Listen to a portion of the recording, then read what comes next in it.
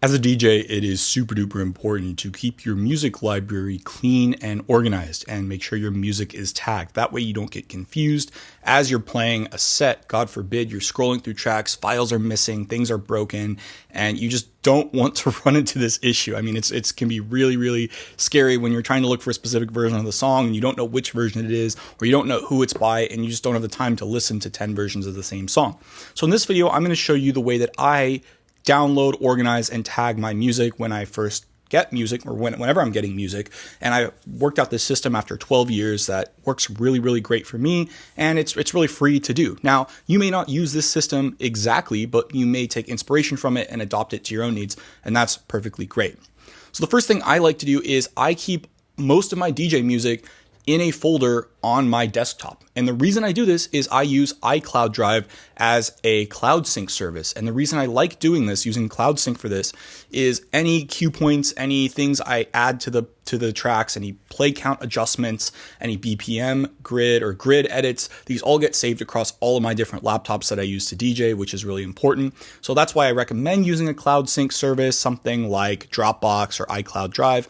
I actually use iCloud Drive for my main music DJ library, and then I have a separate set of music on Dropbox that I use for dinner and ceremony. That's actually a separate library that I use with Virtual DJ for any time I'm not actually playing music. Whereas when I'm playing music at a wedding reception, at a club, at a party, something like that, I'm using a Serato library or a record box library, which has music that is from these folders. So the first thing I do is when I download music, it goes into this folder called DJ Download. And if you notice here, these folders are organized by month-year, and it's new for each month and year. And that's for the current year that it's in. So this year is 2024. So I have new for January, February, March, April, all the way up to October. So music gets added in here, and usually when you download music or you buy it from Amazon or find it somewhere, you'll get it like this, where it will be the track name, but before it, you'll often have the order or the track number in the album, which is really kind of annoying. Like, this number is sort of meaningless to me as a DJ because I often don't download the whole album. I'm going to download the tracks that I plan on playing from the album. So I'll show you in a second how it is that you can get rid of this, how you can automatically tag and rename it so it looks more like the rest of these songs. And I also like tagging it where if it's a dirty song, if it has explicit lyrics, I put dirty after it. That way I'm playing the right version. I don't want to play the clean version when I'm at the club and they want to hear the raw versions, but I also don't want to play the dirty version of a song if I'm doing a prom or doing a wedding where, I could get in trouble for playing something with explicit lyrics. So I got to be careful about that. That's why it's really important one of the reasons to stay organized. So I'll show you how you can rename this very easily in a second without even actually needing to rename the file, although I'll also show you how you can rename the file too in an automatic way. But let me first explain my philosophy here. So once the year is over, what I do is I have another folder under this specific, and I have these organized by decade. So I have 50s, 60s, 70s, 80s, 90s, 2000s, 2010s. Once it gets to 2020s, it splits into the individual folders for each year, which these are then flat folders, except for the previous year. The previous year is still organized by month-year. So this year, what I would do then is go through the new for October of last year and go through all the music, and any of the songs that I'm still playing, I'm going to put in this 2023 flat folder, and any of the songs that I'm not playing anymore, it's just going to get put out of my library and onto an external drive or put in Dropbox where I'm no longer scrolling through it. Once again, a year is a good amount of time to say, hey, is this song still hot? Is this still going to be popping off now? And if the answer was no in the last year, then it's probably not going to come back. So that's why I want to get it out of there so I'm not scrolling past thousands and thousands and thousands of songs. I try to keep my main library pretty tight, under 10,000 songs, because I don't like scrolling through a bunch of stuff I would never play. It just kind of stresses me out and it wastes my time. I want to only have the hits, the bangers, the stuff that I would be playing generally. So that's the way I do this. And then basically what'll happen is at the end of the 2020s decade, I will go through each of these flat folders and basically put them in a new for 2020s folder that will be flat like any of these other ones, like the 2010s, and just stick them all in there. And at the end, that forces me to go through these songs again and says, after, 5 years or 10 years or 3 years, am I still playing this song? It's once again forcing me to go through it again and ask, because there's certainly a lot of songs I was playing in the 2010s that I'm no longer playing anymore. So this is one way to force myself to be organized. So you kind of have this winnowing down of new music because I'm probably going to be playing a lot more newer stuff now, but I may not be playing that many of those songs a year from now because there'll be new stuff for me to play then. So this is the way I like staying organized. Now, when I download songs like this, the first thing I like to do is, before I even add this song to Serato or to any of my DJ software like Tractor, I first want to tag it with ID3 tags. And the program I use to do this is a program called MusicBrainz Picard. It's a free download, and it's an ID3 tagger, which means it'll actually read the song and fill in all the information. So what you can do is just click and drag the song or songs into this left panel.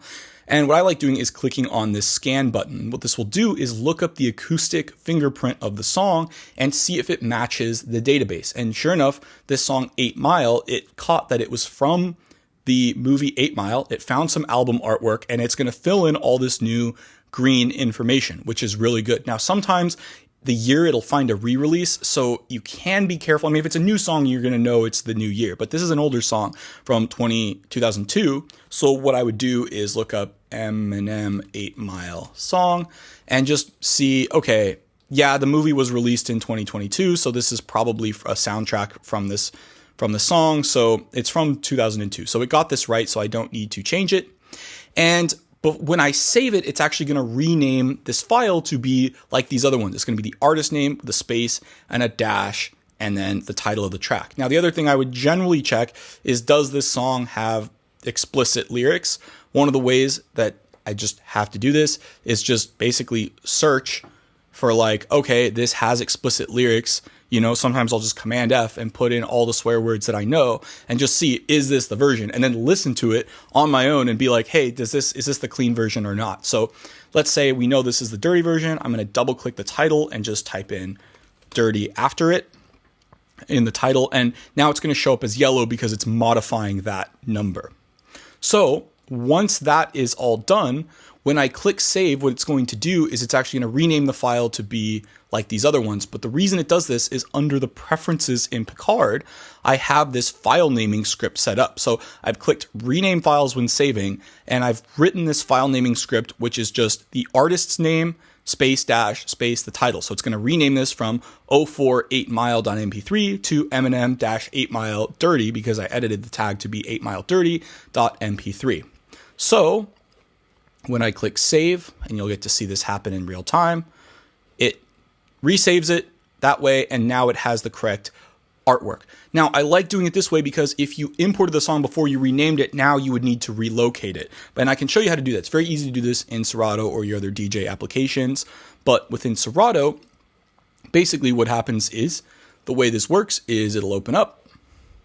And when I want to put the song in, I basically just go to the folder, and I select all, Command A on Mac, Control A on Windows, and just drag all this music into this crate. Now notice I have a new for 2024 crate and new for 1024, new for 924, and because these are subcrates, this new for 2024 crate actually has all the music that I downloaded in this year. It kind of mirrors this structure here, although I don't have all of them because this isn't my main DJ computer. One of my DJ laptops is actually my desktop, so it doesn't have my everything here mirrored, but kind of the same idea applies. So if I want to see just the new tracks for this month, see them here, just the ones for here, I see them here. Now, suppose you had renamed it and it wasn't the version that you wanted. Pretty much the easiest thing to do is you go to Files, and then you click on, when you go to relocate lost files, you can just click and drag the folder that the new file is in, and it will relocate for all of the missing files in that folder. You can also just click on this button.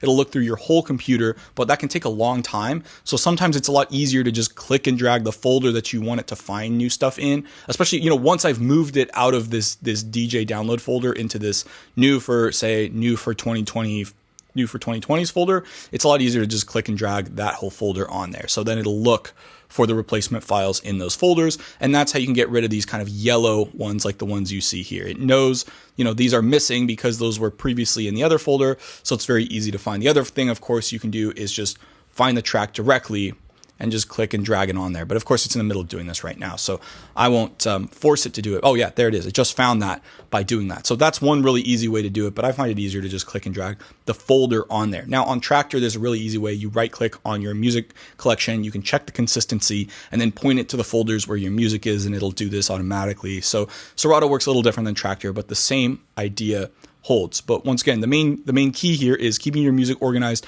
both in your folders and in your crates, and making sure you have these ID3 tags filled in. And some DJ applications like Virtual DJ will even fill this in and find the album artwork for you. But other ones like Serato don't tend to do that, and that's why I think it's better to do it this way. Then when you're ready, of course, you can just go ahead and analyze the files by clicking and dragging them, or just clicking analyze files, which will analyze all of your music in your library. This option won't be here when your controller's plugged in, by the way, so just keep that in mind. And then once again, when this is here, it'll be good to just make sure that it gets the beat grid correct, and also that you have your tags. So this is 2000s, it's a hip hop track, and it's a soundtrack. I'm using my multi-tag system. You can see my video on that, on how to do that. And then once you're happy with the beat grid, you can lock this by command or control clicking on this little option here, which just locks the beat grid. So that way, if you click on analyze files, it doesn't overwrite the beat grid you've already written, which is pretty helpful. So hopefully you found this video helpful, and let me know if you have any questions in the comments. I'll do my best to try to help you guys out. But definitely use an ID3 tagger like Music Brains. It'll make your life a heck of a lot easier. All right, see you in the next video, and don't forget to like and subscribe if you found this helpful.